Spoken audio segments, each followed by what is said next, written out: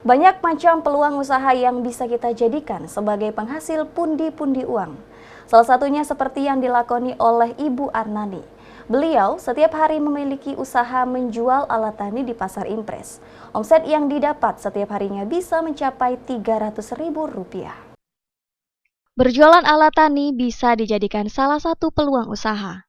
Seperti yang dilakukan Ibu Arnani, beliau berjualan berbagai macam alat tani seperti parang, arit, pahat, dan alat-alat lainnya.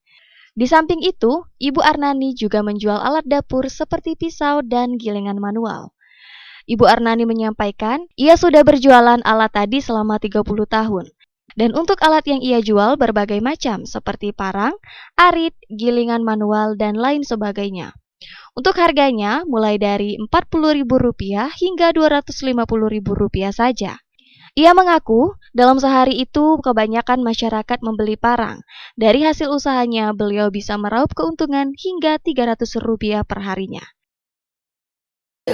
Kadang 300 Itu hari. omsetnya, Bu, ya? Ya, tidak tentu, tergantung pembeli. Oh, Ya. rata-rata tiap hari itu yang beli Pastinya apa? paling 200-an. Biasanya beli apa, Bu? Beli parang, beli arit, yang kebanyakan beli parang. Beli parang, ya. Ya. Falwal Barodi, Silampari TV melaporkan.